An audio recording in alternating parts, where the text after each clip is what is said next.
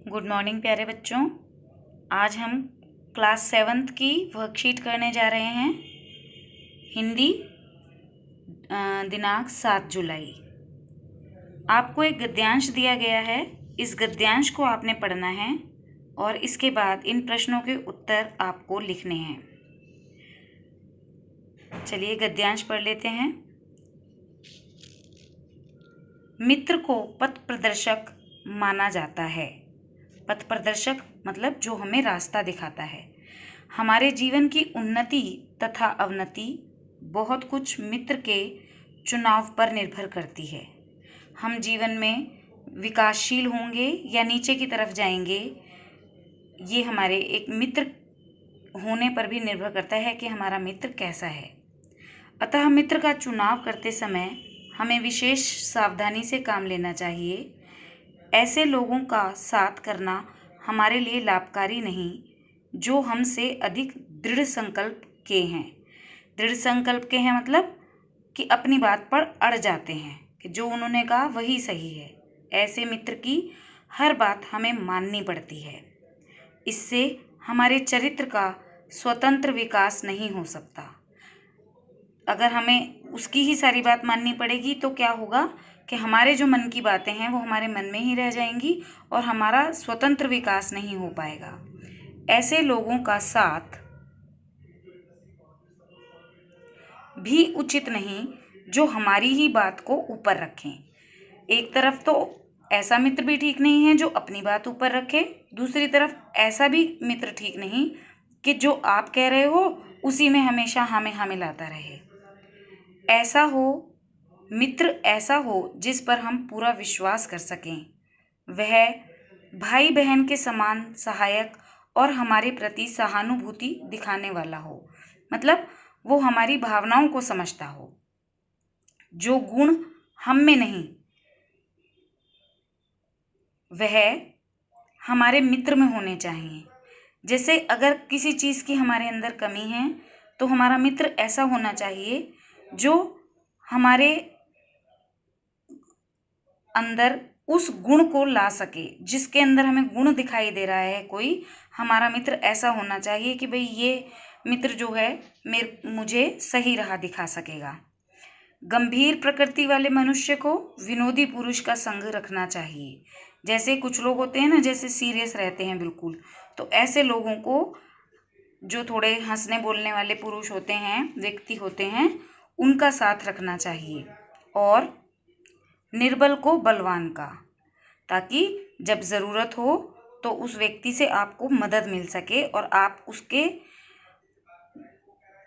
उसी की तरह से अपने आप में भी सुधार ला सकें। तथा महत्वाकांक्षी व्यक्ति को किसी महान व्यक्ति की मित्रता करनी चाहिए। महत्वाकांक्षी व्यक्ति वो होता है जो भविष्य में अपने लिए बहुत कुछ सोच के रखता है कि मुझे ऐसा करना है, तो उसे महान व्यक्ति के साथ मित्रता करनी चाहिए जो उस मुकाम पर पहुंच चुका है। मित्र ऐसा चुनना चाहिए जिसके साथ हम अपने गुणों का आदान प्रदान कर सकें। मतलब हमारे अंदर जो गुण हैं, हमारे गुण वो अपना ले और हम उसके गुणों को अपना लें। बुरी आदतें हम में से निकल जाएं। मित्र इस प्रकार का होना चाहिए। चलिए प्रश्न उत्तर देखते हैं। मित्र हमारे लिए क्यों आवश्यक हैं? देखो, जो हमें सही और गलत की पहचान करा सके, जीवन में उचित समय पर सही राह दिखाए, वही मित्र होता है।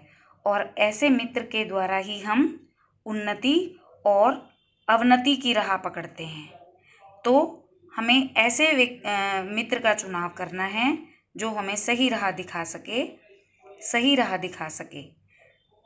मित्र हमारे लिए इसलिए आवश्यक हैं क्योंकि वो हमें सही गलत की पहचान करा के हमें उन्नति और अवनति की ओर अग्रसर या नीचे की ओर लेकर आते हैं।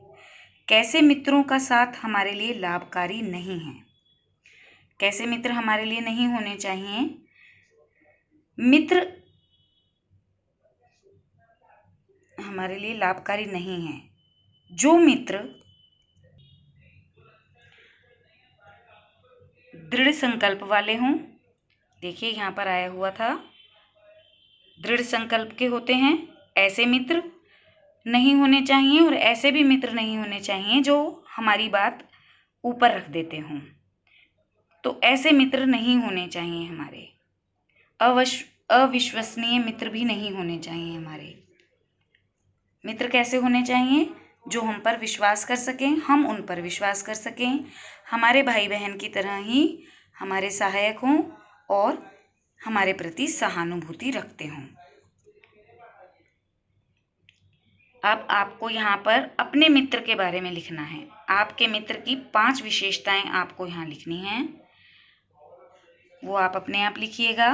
निम्नलिखित शब्दों के विलोम लिखने हैं आपको। जैसे शत्रु का विलोम मतलब उल्टा, शत्रु का मित्र, उन्नति अवनति, हानि लाभ, अनुचित उचित, अवगुण गुण, सबल निर्बल।